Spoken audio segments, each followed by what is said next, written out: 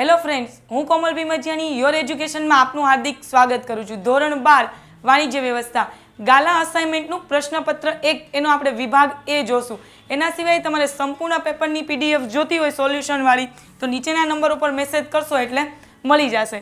વિભાગ એ એમસીક્યુ પહેલો, સંચાલનની સપાટીઓ કેટલી છે? શું કીધું? સંચાલનની કુલ કેટલી સપાટી છે? તો કે જવાબ સી, ટોટલ 3 સપાટી છે. કેટલી સપાટી? 3 સપાટી. કઈ કઈ? તો કે ઉચ્ચ સપાટી સંચાલન, મધ્ય સપાટી સંચાલન અને તળ સપાટી સંચાલન. બીજો એમસીક્યુ છે, સંચાલનના કાર્ય વિસ્તાર કેટલા છે? શું પૂછ્યું છે? સંચાલનના કાર્ય વિસ્તાર કેટલા છે? તો કે જવાબ સી, 5 છે. કેટલા છે? 5. કયા કયા? તો કે આયોજન, વ્યવસ્થા તંત્ર, કર્મચારી વ્યવસ્થા, દોરવણી અને અંકુશ.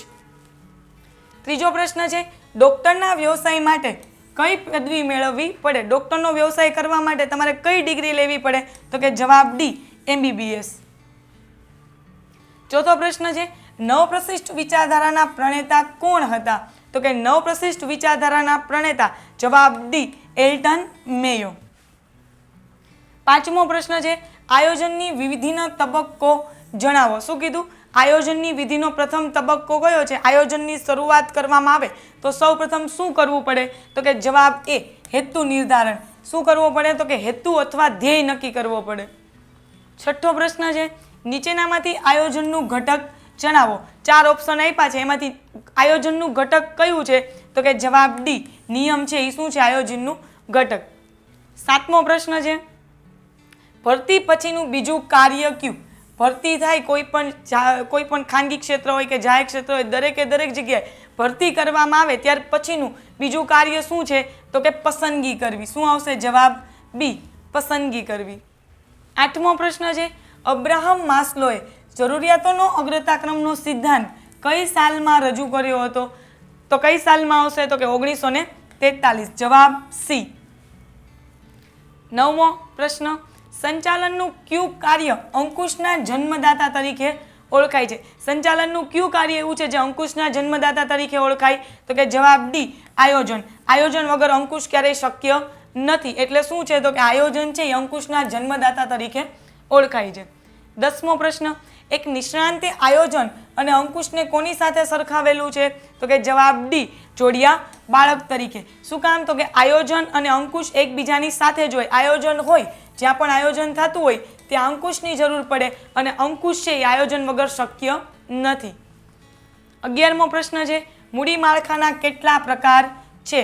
તો જવાબ સી, મૂડી માળખાના કેટલા પ્રકાર છે? તો કે 4 પ્રકાર છે.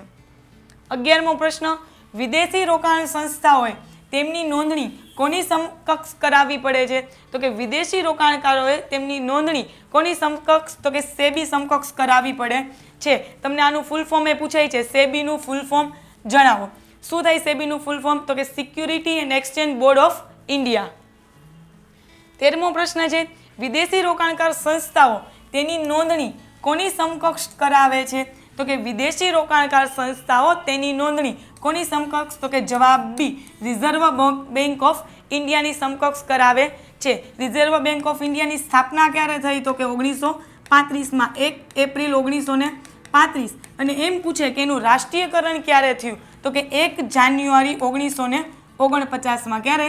1 જાન્યુઆરી 1949માં. 14મો પ્રશ્ન છે, ડિપોઝિટરી ધારો કયા વર્ષે અમલમાં આવ્યો? શું પૂછ્યું છે? ડિપોઝિટરી ધારો કયા વર્ષે અમલમાં આવ્યો? તો કે ડિપોઝિટરી ધારો ઓપ્શન ડી, 1996માં અમલમાં આવ્યો. 15મો પ્રશ્ન છે, માર્કેટિંગ મિશ્રમાં નીચેનામાંથી કઈ બાબતોનો સમાવેશ થતો નથી? તો કે કિંમત છે એનો સમાવેશ થાય, પેદાશનો સમાવેશ થાય, વિતરણનો પણ સમાવેશ થાય. જ્યારે ડી છે પેકિંગ, એનો સમાવેશ થતો નથી. તો જવાબ શું આવશે? ઓપ્શન ડી, પેકિંગનો સમાવેશ થતો નથી. 16મો પ્રશ્ન છે, ઉત્પાદક ગ્રાહક આ કયા પ્રકારની વિતરણ વ્યવસ્થા છે? શું કીધું? ઉત્પાદકથી ગ્રાહક એ કયા પ્રકારની વિતરણ વ્યવસ્થા છે? તો કે જવાબ એ, શૂન્ય સપાટીવાળી. એના વચ્ચે કોઈ અન્ય છે નહીં. કોઈ પણ વ્યક્તિ છે એ માલનું ઉત્પાદન કરે છે ત્યાંથી સીધું શું છે? તો કે ગ્રાહકને વેચે છે. 17મો પ્રશ્ન, જાહેર હિતની અરજી કઈ કોર્ટમાં થઈ શકે? શું પૂછ્યું છે? જાહેર હિતની અરજી કઈ કોર્ટમાં કરવામાં આવે છે? તો કે જવાબ ડી, સુપ્રીમ કોર્ટમાં. ક્યાં થાય છે? સુપ્રીમ કોર્ટમાં. 18મો પ્રશ્ન છે, ગ્રાહક સુરક્ષાનો કાયદો કયા વર્ષમાં પસાર કરવામાં આવ્યો? તો ગ્રાહક સુરક્ષાનો કાયદો કયા વર્ષમાં પસાર કરવામાં આવ્યો? તો કે ઓપ્શન સી 1986. 19મો પ્રશ્ન છે, વિદેશી હુંડિયામણ માટે ભારતમાં હાલ કયા કાયદાઓ અસ્તિત્વમાં છે? તો કે વિદેશી હુંડિયામણ માટે જવાબ આવશે ઓપ્શન ડી ફેમાનો કાયદો. કયો કાયદો? ફેમાનો કાયદો અસ્તિત્વમાં છે. 20મો પ્રશ્ન છે, ભારતીય ચલણ રૂપિયાને કઈ સંજ્ઞા આપવામાં આવી છે? તો કે ઓપ્શન બી કઈ સંજ્ઞા આપવામાં આવી છે? રૂપીઝની. ડન છે. વિભાગ એ ની અંદર શું છે? તમને 1 થી 20 MCQ પૂછાશે. આજના લેક્ચરમાં અહીંયા સુધી જ રાખીએ. નેક્સ્ટ લેક્ચરમાં પાર્ટ 2 સાથે મળીશું. ત્યાં સુધી જય હિન્દ, જય ભારત.